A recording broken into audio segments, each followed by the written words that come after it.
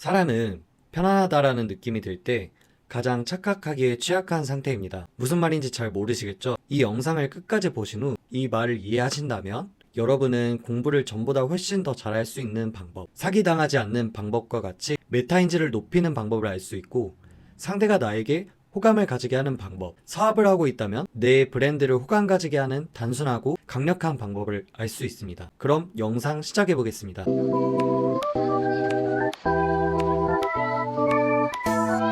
안녕하세요. 딥한 독서 토크 딥토크입니다.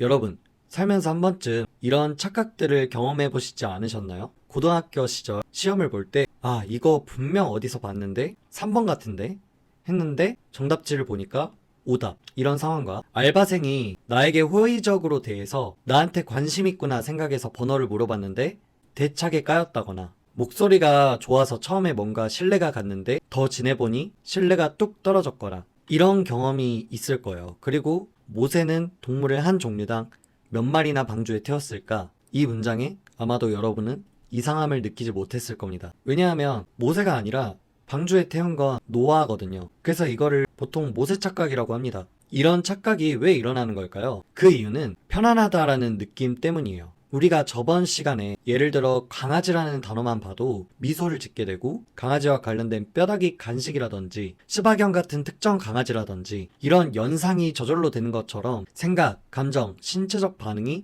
꼬리에 꼬리를 물고 이어지게 되는 점화효과에 대해서 이야기를 했었는데요. 이와 똑같은 원리로 무언가에 의해서 인지적으로 편안한 느낌을 받으면 그게 친숙하다, 신뢰가 간다, 좋다, 수월하다와 같은 기분, 느낌, 개념으로 이어지게 됩니다. 자, 그럼 어떤 식으로 이 편안한 느낌이 착각을 일으키게 하는 건지 위의 예시를 다시 들어볼게요.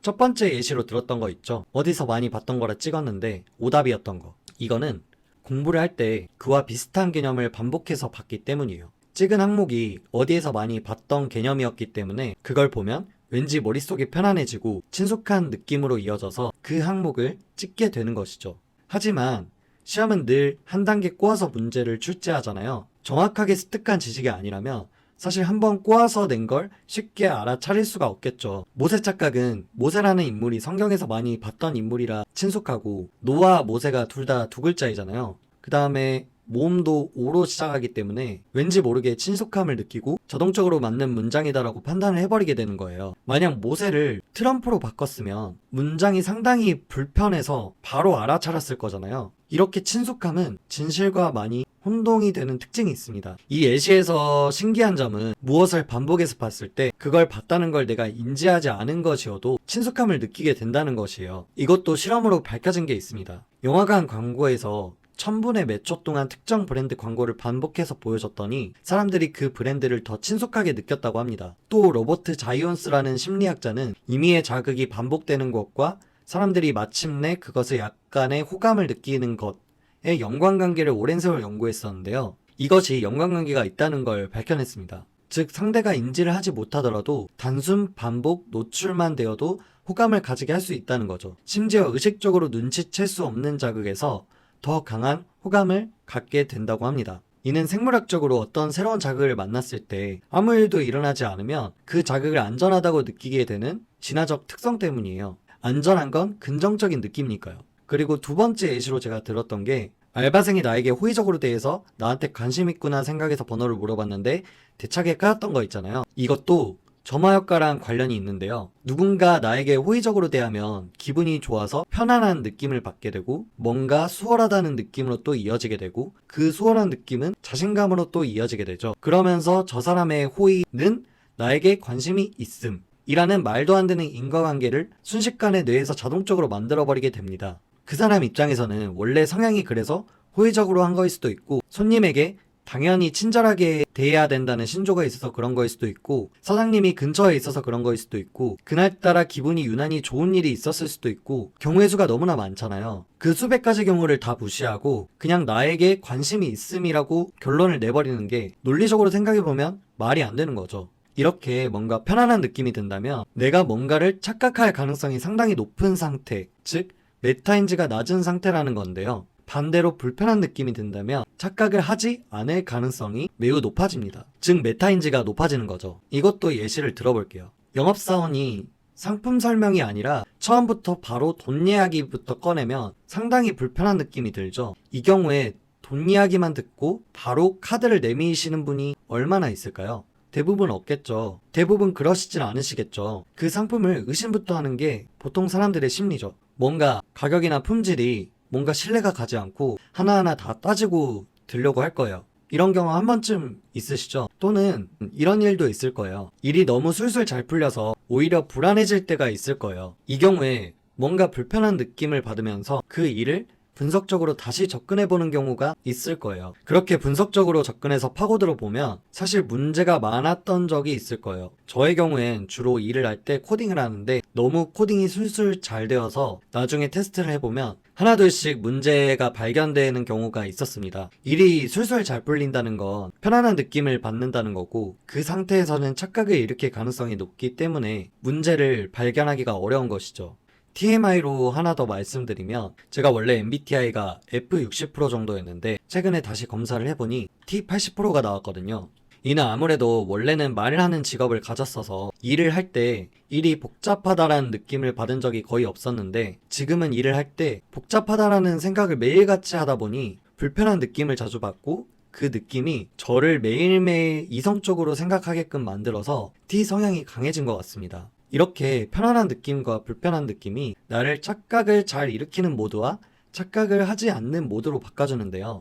그렇다고 해서 편안한 느낌이 무조건 안 좋은 거냐? 그거는 아닙니다. 운동선수 같은 경우에는 경기를 할 때 편안한 느낌을 가지고 있는 게 좋겠죠. 긴장하면 뭔가 흐트러질 수 있으니까요. 근데 그 편안한 느낌을 가지려면 경기를 하는 상황 자체가 평소에 하던 거랑 똑같은 상황인 것처럼 연습을 지속적으로 해야 됩니다. 이 경우엔 편안한 느낌이 당연히 좋은 거겠죠. 제가 말씀드리는 편안한 느낌은 잘 모르겠는데 왠지 모르게 친숙함을 느끼거나 인과관계가 있다는 정확한 증거가 없이 어림짐작해서 인과관계가 있다고 생각해버리거나 하는 상황인 거죠. 그렇잖아요. 운동선수가 연습을 제대로 하지도 않았는데 긴장 풀어주는 약 먹고 편안한 느낌을 가져봐야 그건 인과관계도 없는 내가 오늘 1등이다 라는 착각만 불러일으키겠죠. 즉 무조건 편안한 느낌이 안 좋은 것이 아니라 그 느낌이 어림짐작으로 이어지는 상황을 조심해야 한다는 것이죠. 그럼 정리를 해볼게요. 처음에 제가 이 영상을 끝까지 보시면 여러분은 공부를 전보다 훨씬 더 잘할 수 있는 방법, 사기당하지 않는 방법과 같이 메타인지를 높이는 방법을 알 수가 있고, 상대가 나에게 호감을 가지게 하는 방법, 사업을 하고 있다면 내 브랜드를 호감 가지게 하는 단순하고 강력한 방법을 알 수 있다고 말씀드렸었는데, 이게 왜 가능할까요?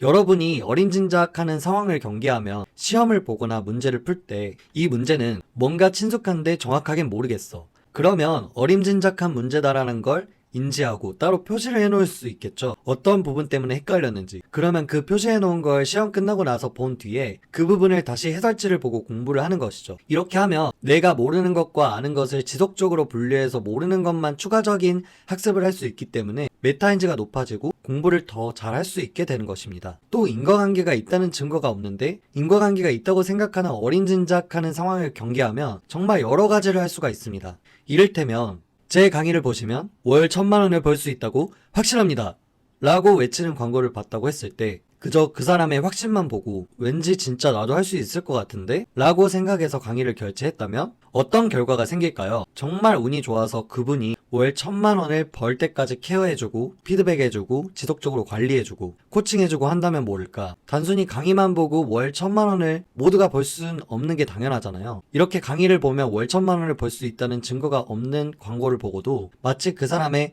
확신 때문에 이 사람의 강의를 보면 월 1,000만 원을 번다 라는 인과관계가 있다고 느껴버리는 것이죠. 그러니까 무언가 고가냐 상품을 구매할 때도 훨씬 신중하게 결정해서 돈을 세이브할 수 있습니다. 그리고 주식을 사고 팔 때도 그 주식에 대해서 명확하게 알지도 않은 상태에서 구매를 했다가 물리면 그래도 언젠가 오르겠지라는 기대감에 그 주식에 오를 증거를 여기저기서 찾으면서 이것 때문에 오를 거야 저것 때문에 오를 거야 라는 인과관계를 스스로 만들어서 스토리까지 만들어버리는 상황을 경계할 수도 있습니다. 저는 그래서 인간이 기본적으로 이런 성향이 있다는 걸 알기 때문에 주식 가격과 상관관계가 있는 지표만 가지고 투자를 하고 자동매매 프로그램을 사용하거든요. 왜냐하면 저는 특정 주식에 대해 하나하나 상세하게 파고들어서 공부할 시간이 없으니까요. 그런 지식 없이 투자하면 분명 어림짐작하는 상황을 만나게 될 거잖아요. 반대로 상대방을 나 또는 나의 사업에 친숙함을 느끼게 만들면 그게 호감으로 이어지기 때문에 반대 방향으로도 응용을 할 수가 있습니다. 친숙함을 느끼게 하는 방법은 단순 노출 방법이 있었잖아요. 그게 의식적으로 알아채지 못하게 하면 더 효과적이었고요. 그러니까 브랜딩을 할 때 최대한 금액을 낮고 노출을 많이 시킬 수 있는 매체를 선택을 한다던가, 호감 가는 상대가 있는데 처음부터 접근하기 좀 어려우면 자주 보일 수 있는 상황을 만든다던가 하는 방법을 쓸 수 있겠죠. 물론 그 이후에 어떤 행동을 하냐에 따라서 호감도가